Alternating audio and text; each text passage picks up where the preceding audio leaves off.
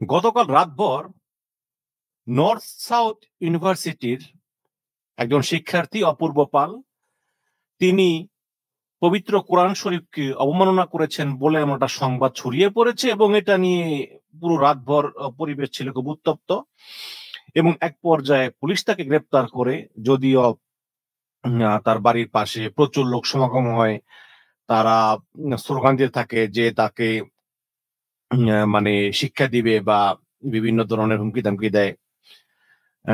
যেহেতু এটা আমাদের পবিত্র ধর্মগ্রন্থ, পবিত্র আল কোরআন, কাজেই এটার যে অবমাননা হয়েছে এবং যেটা ভিডিও করে ছড়িয়ে দেওয়া হয়েছে, বিশেষ করে যখন হিন্দু সম্প্রদায়ের বৃহত্তম ধর্মোৎসব দুর্গাপূজা শান্তিপূর্ণভাবে শেষ হয়েছে সমস্ত বাংলাদেশে, যেটা হয়তো অনেকের গাত্রদাহের কারণ। অনেকে আবার এই দুর্গাপূজা নিয়ে কিন্তু একটা ষড়যন্ত্র করতেছিল যে দুর্গাপূজার ভিতরে অশান্তি হলে, কোনো মূর্তি ভাঙা হলে বা কিছুটা হলে ওই ভারতের কাছে একটা বার্তা দেওয়া যাবে, এটাকে ভারত উইপনাইজড করবে, আওয়ামী লীগ আবার বিশ্বকে দেখাবে দেখো ইউনূসের আমলে কি অবস্থা, এরকম ছিল। কিন্তু দুর্গাপূজা শান্তিপূর্ণভাবে সমাধান হওয়ার কারণে অনেকেরই আসলে স্বপ্ন ভঙ্গ হয়েছে। ঠিক তার পর এই অপূর্ব পাল দ্বারা এই যে পবিত্র কোরআন শরীফ অবমাননা, এটা কি আসলে কাকতালীয় নাকি একটা বিশাল ষড়যন্ত্র? এই প্রশ্ন কিন্তু অনেকের মনে উঠাই স্বাভাবিক। তবে আমার বিশ্বাস হচ্ছে কি জানেন, মানে আমি ঘটনাটা পুঙ্খানুপুঙ্খ রূপে পর্যালোচনা করে দেখলাম যে এতে আসলে কোনো ষড়যন্ত্র জড়িত নেই। এটা নিছক একটা ব্যক্তি কেন্দ্রিক ঘটনা। একজন ব্যক্তি আসলে এই কাজটা করেছে এবং এজন্য সম্পূর্ণভাবে দায়ী হচ্ছে এই অপূর্ব পাল। এজন্য সম্পূর্ণভাবে দায়ী এই নর্থ সাউথ বিশ্ববিদ্যালয়ের শিক্ষার্থী অপূর্ব পাল। এখানে হয়েছে কি, অপূর্ব পাল কিন্তু তার বাবা নাই, জানি না কই আছে, তার মা আছে। মা সম্ভবত একটা ব্যাংকে চাকরি করেন। তো এই ছেলে আগে থেকেই বখাটে, খারাপ, এবং এরা যে ভাড়া থাকে এক বাসায় বেশি দিন থাকে না। একটা বাসায় উঠে ২-৩ মাস পরে তাদেরকে তাড়ায় দেওয়া হয়, আবার অন্য বাসায় যায়, আবার তাড়ায় দেওয়া হয়। এবং এই ছেলে মনে করেন যা খুশি তাই করে, যা মন চায় তাই করে। মনে করে রাত ২টার সময় সে বাইরে যাবে, গেইটে লাথি মারে, ধাক্কাধাক্কি করে দারোয়ানকে মারধর করতে যায়, এরকম বিভিন্ন হেনস্থা, রাতে চিৎকার বাটকারি। তো এই ছেলেরা আবার হঠাৎ করে তাদের ইউনিভার্সিটিতে একটা মুসলিম মেয়েকে পছন্দ হয়। তো মুসলিম মেয়েকে পছন্দ হওয়ার ফলে মুসলিম মেয়ে বলতেছে, না তুমি তো হিন্দু, আমি মুসলিম, তো তোমাকে আমি বিয়ে করবো কেন? তো এই কারণে অপূর্ব পাল তিনি ধর্মান্তরিত হয়ে মুসলমান ধর্ম গ্রহণ করেন এবং এখন পর্যন্ত মুসলমানই আছেন। একটা যে কি যেন একটা মুসলমান নামও গ্রহণ করেছেন, বাট ওই বিশ্ববিদ্যালয় রেজিস্টারে কিন্তু নাম পাল্টান না, ওখানে অপূর্ব পালই আছে। কিন্তু মনে করেন মুসলমান হওয়া তো আর তো কঠিন না। এই একটা মসজিদে গেল, একজন আলেমের কাছে কালেমা পড়লো, পরে সে ইসলাম ধর্ম গ্রহণ করলো, এরকম আর কি। তো ওই হয় না যেটা আর কি, যে আপনি যদি ইসলাম ধর্মকে ভালোবেসে ইসলাম ধর্ম গ্রহণ করেন সেটা ভিন্ন কথা, কিন্তু ও তো আসলে ইসলাম ধর্ম গ্রহণ করছে তো ওই মেয়ের প্রেমের জন্য, তাই না? পরে তার সঙ্গে ওই মেয়ের প্রেম হয়েছে, সে মেয়েরে বলছে দেখো আমি তো তোমার জন্য ধর্ম চেঞ্জ করে ফেলাইছি, আমার বাপদাদার ধর্ম। তো এরপর যা হয় আর কি, মানে কয়েকদিন চলার পর এই মেয়ে দেখছে যে আসলে এই ছেলের মাথার মধ্যে গন্ডগোল আছে এবং প্লাসে মাদকাসক্ত বটে। সুতরাং এর সঙ্গে তো আর আসলে সম্পর্ক রাখা যায় না। এখানে তো আর কোনো হিন্দু মুসলিম ব্যাপার না। আগে তো ভালো হতে হবে, রেসপন্সিবল ছেলে হতে হবে, যেটা মেয়েরা প্রত্যাশা করে আর কি সকল ছেলের ভিতরে। তো ফলে মেয়েটা ওকে ছ্যাঁকা দিল। ছ্যাঁকা দেওয়ার পরে ও চিন্তা করলো যে যেই মেয়েকে পাওয়ার জন্য ধর্ম চেঞ্জ করলাম, সেই মেয়েকেই পেলাম না। তারপরেও মনে হয় ছ্যাঁকা খেয়া বেশি খেয়া ফেলাইছে, ওই যে মাদকাসক্ত ইয়াবা টিবা খেয়া ফেলাইছে। তারপর মানে সব রাগ গিয়া পড়লো ওই মেয়ে যে ধর্ম পালন করে সেই ধর্মের পবিত্র ধর্মগ্রন্থ কোরআন শরীফের উপর। এইভাবে সে এগুলা করলো।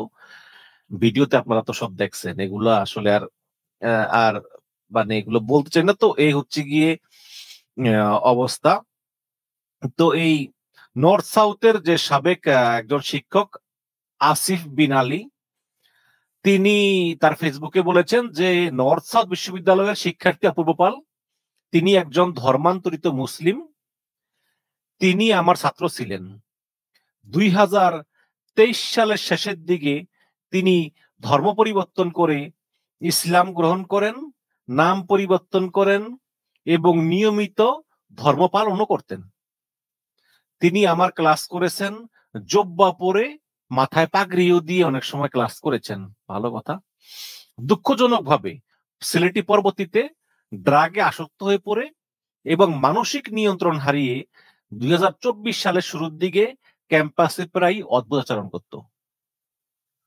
অদ্ভুত আচরণের নমুনা দেই যে সে বিভিন্ন মসজিদে গিয়ে মানুষ যদি টুপি না পরে, আছে না ওই যে মসজিদে অনেক মানুষ আছে টুপি না পরেই নামাজে আসে, বা অনেকের ওই যে প্যান্ট থাকে একদম নিচু পর্যন্ত, কিন্তু ইসলামে আছে যে প্যান্টটা টাকনুর উপরে পড়তে হইব।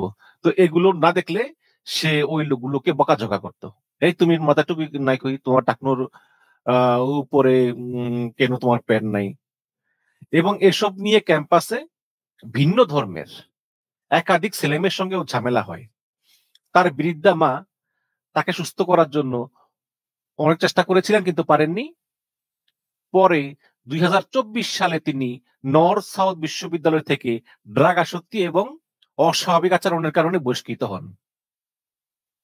যদি আমি ভুল না বলি তবে বিশ্ববিদ্যালয় কর্তৃপক্ষ তার মানসিক স্বাস্থ্যের অবস্থা এবং পরিবারের সংগ্রামের বিষয়টি বিবেচনা করে তাকে পুনরায় পড়াশোনার সুযোগ দিয়েছিল, কিন্তু দুর্ভাগ্যজনকভাবে ছেলেটির ড্রাগ সমস্যা কিংবা মানসিক সমস্যা কোনোটারই যথাযথ চিকিৎসা হয়নি।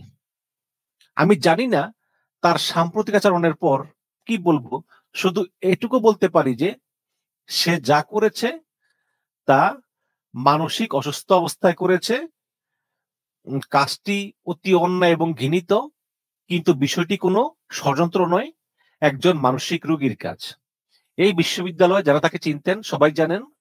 এখন সবচেয়ে জরুরি হলো তাকে দ্রুত পুনর্বাসন কেন্দ্রে বা রিহ্যাবে পাঠানো, এটা বলতেছেন তার সাবেক শিক্ষক আসিফ বিন আলী। এবং তিনি যেই বাসায় ভাড়া থাকেন সেই ভাষার যে মালিক নাসিদ ধ্রুব, তিনি বলতেছেন যে এই ছেলেকে আমি চিনি, অপূর্ব পাল, এই ছেলে এবং তার মা আমাদের বাসায় ভাড়া ছিল। জাস্ট গত মাসেই বেশ ঝামেলা করে অনেক কষ্ট করে এদেরকে বাড়ি থেকে বের করেছি। ছেলেটার মা শিক্ষিত মহিলা, ব্যাংকে ভালো জব করেন, বাবা নাই। যতটুকু জানি বাবা ছিলেন মুসলিম আর মা ছিলেন হিন্দু। এই ছেলেটার বাবা ছিল মুসলিম আর মা ছিল হিন্দু। তো এই সমস্ত বিষয় নিয়ে ছেলেটার মানসিক সমস্যা ছিল। বাবা চাইতেন ছেলেটা মুসলমান হোক, মা চাইতেন ছেলেটা হিন্দু হোক। পরে মা জোর করে ছেলেটাকে হিন্দু ধর্মে দীক্ষিত করান, পরে বাবার সঙ্গে সম্পর্ক ছিন্ন হয়ে যায়, এইসব বিভিন্ন কারণে আর কি। তো এই ছেলেটা প্রায় রাত 2-3টার সময় বাসা থেকে বের হওয়ার জন্য দারোয়ানের সঙ্গে ঝামেলা করত এক বিষয় এবং হাতাহাতিও করত। এবং যেহেতু বাড়ির মালিক হলেও আমি বরিশালে থাকি, কাজেই এই সমস্যার সহজ সমাধান করা আমার সম্ভব ছিল না। এবং বারবার নোটিশ দেওয়ার পরেও, মানে বাড়ি ছাড়ার জন্য, এই ছেলের মা নানাভাবে ইমোশনালি ব্ল্যাকমেইল করে বাসায় থাকতে চেয়েছিল। তো গত মাসের শুরুতে এই ছেলে এবং তার মায়ের সাথে ঝামেলা করে আমার বাসায় প্রচুর ভাঙচুর করে, মানে ছেলে আর মায়ের গন্ডগোল হয়েছে, তারপর বাসায় বিভিন্ন ভাঙচুর টাংচুর করছে আর কি। এরপর আমি বরিশাল থেকে ঢাকা যাই এদেরকে পার্মানেন্টলি নামিয়ে দেওয়ার জন্য। এই ছেলের একটি বিড়াল আছে, কালো বিড়াল, খুব সুন্দর। ঢাকা গিয়ে আবিষ্কার করি যে এরা কেউ বাসায় নাই। ফোন করি, আবার ফোনও রিসিভ করে না। পরে অনেক ঝামেলা করে জানতে পারলাম যে এরা ময়মনসিংহ গেছে, কিন্তু বিড়ালটা বাসায়। বিড়ালটাকে বাথরুমে আটকে রেখে গেছে, ওই বাথরুমে আবার বাতিও নাই। আমি এক রাত ওয়েট করলাম। পরদিন সকালেও যখন মহিলা আসলো না, তখন আমার কাছে থাকা যে স্পেয়ার চাবি, ওই চাবি দিয়ে বিড়ালটাকে বাথরুম থেকে উদ্ধার করে খাবার দিই।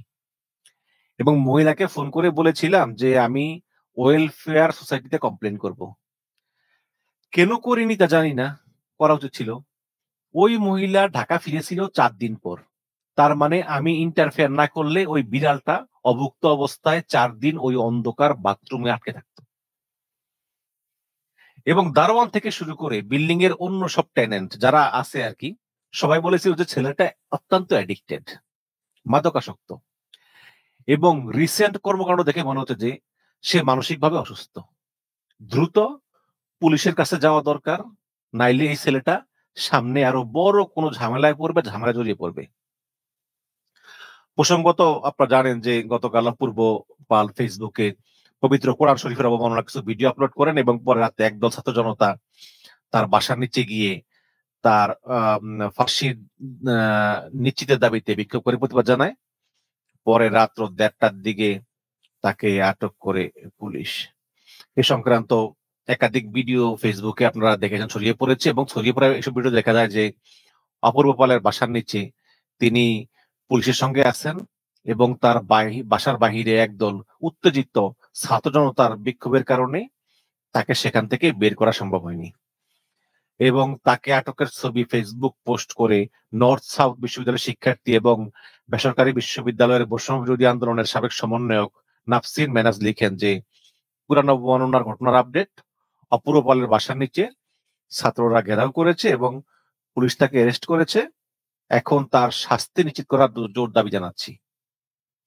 তো এই ঘটনায় জড়িত যারা আছে তাদের দৃষ্টান্তমূলক বিচারের দাবি জানিয়ে ডাকসুর ভিপি সাদেক কাইয়ুম তিনিও বলেছেন যে নর্থ সাউথ বিশ্ববিদ্যালয়ে পবিত্র কোরআন শরীফ অবমাননা ঘটনা আমাদের হৃদয় আঘাত করেছে।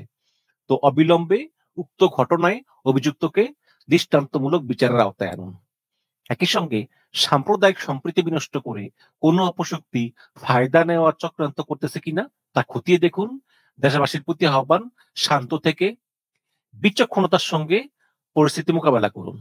দেশকে অশান্ত করে কোন অপশক্তিকে ফায়দা নিতে দেওয়া যাবে না, এটা বলতেছেন ডাকসুর বর্তমান ভিপি সাদেক কাইয়ুম।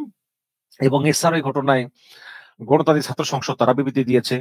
তারা বলেছে যে এটা শুধু ধর্মীয় অবমাননাই নয়, বরং ইচ্ছাকৃতভাবে এই সমাজে অস্থিরতা সৃষ্টি করার জন্য এবং জনগণকে দ্বিধাবিভক্ত করার জন্য এটা এক ধরনের সাম্প্রদায়িক উস্কানি এবং এই ধরনের আচরণ সাম্প্রদায়িক সম্প্রীতি বিনষ্ট করে ভয়াবহ পরিস্থিতির জন্ম দিতে পারে।